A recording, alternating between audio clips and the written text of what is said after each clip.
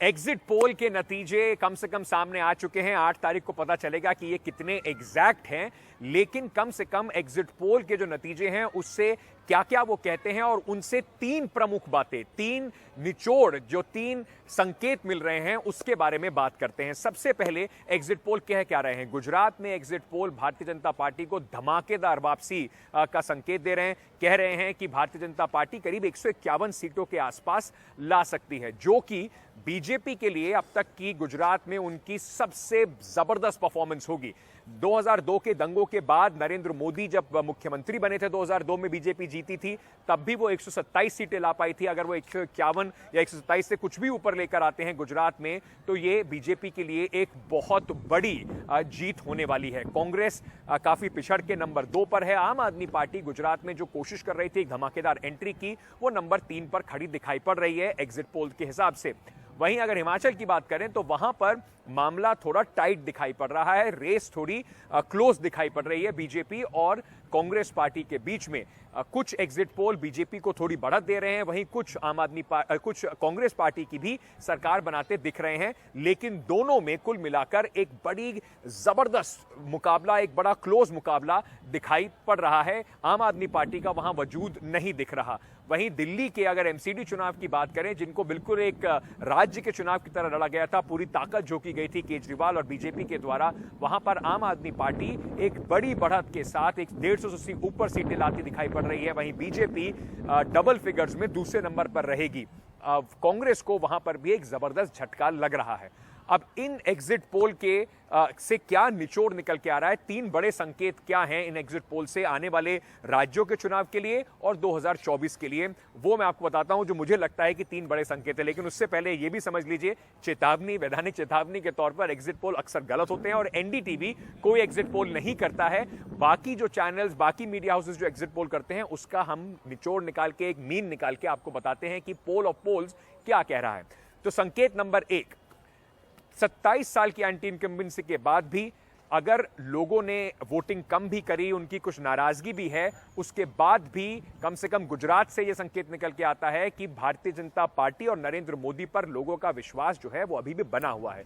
उनको लगता है कि अगर कुछ गड़बड़ भी है तो मोदी ही ठीक कर सकते हैं। उन्हें ना तो यह विश्वास कांग्रेस में दिखाई पड़ा, ना ही आम आदमी पार्टी जो यहां पर दिल्ली मॉडल लेकर आई थी। साथ ही साथ बीजेपी की जो जबरदस्त इलेक्टोरल मशीनरी है, उसका भी यहां पर एक तगड़ा प्रभाव दिखाई पड़ा। कैसे एक एक सीट को, एक एक बूथ को मैनेज किया गया और उसके ऊपर से नरेंद्र मोदी का चेहरा लगाकर बीजेपी ने उनके गृह राज्य में जो जीत हासिल की है, उसका असर जो है वो आने वाले चुनावों में भी आपको दिखेगा। नरेंद्र मोदी के लिए खुद ये एक बहुत बड़ी ताकत देगा 2024 में उनके, जब वो दोबारा तीसरी बार प्रधानमंत्री बनने के लिए चुनाव लड़ेंगे।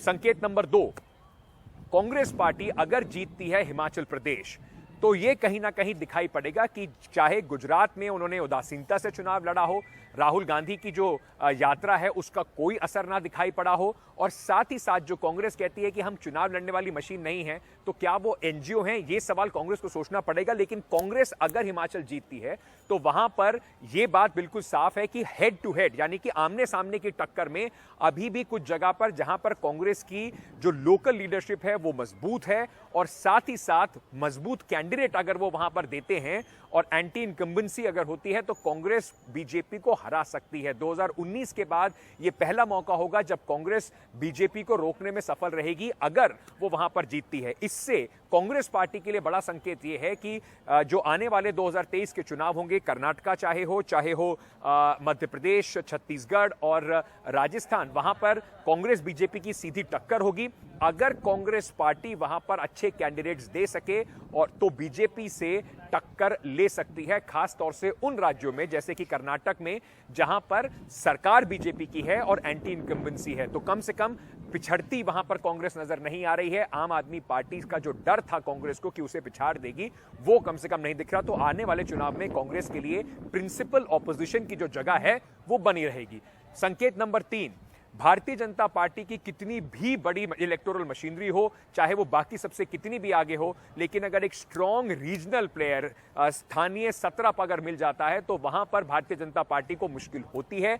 यही मुश्किल दिल्ली में एमसीडी चुनाव में देखने को मिली, उसके एग्जिट पोल के जो नतीजे हैं वो दर्शा रहे हैं कि अरविंद केजरीवाल की जो पकड़ है, जिसने पूरी तरीके से वहां पर जो निचला तबका है, लाभार्थी वर्ग है, वहां पर जिस तरीके की पकड़ बनाई है, युवाओं में पकड़ बनाई है, महिलाओं में पकड़ बनाई है, वो बीजेपी नरेंद्र मोदी के चेहरे के साथ भी तोड़ नहीं पा रही है। तो अगर कोई स्ट्रॉन्ग रीजनल प्लेयर हो, उसके सामने अभी भी भारतीय जनता पार्टी पार नहीं पा रही है। और ये वो स्टेट है दिल्ली, जहां पर पहली बार ऐसा होगा कि अरविंद केजरीवाल सत्ता में रहती हुई बीजेपी को हरा पाएंगे। इससे पहले उनके सारे चुनाव कांग्रेस शासित राज्यों में हुए, जहां पर वो जीते, चाहे दिल्ली हो या पंजाब। ये पहली बार ऐसा होगा कि जहां पर अरविंद केजरीवाल बीजेपी शासित एमसीडी को 15 साल के उनके शासन को खत्म करके अपना शासन स्थापित करेंगे। तो ये एक बड़ी इंडिकेशन है, जहां हमने देखा बंगाल में भी, हमने देखा बाकी जगह पर, जैसे कि हम बात करें तमिलनाडु की भी।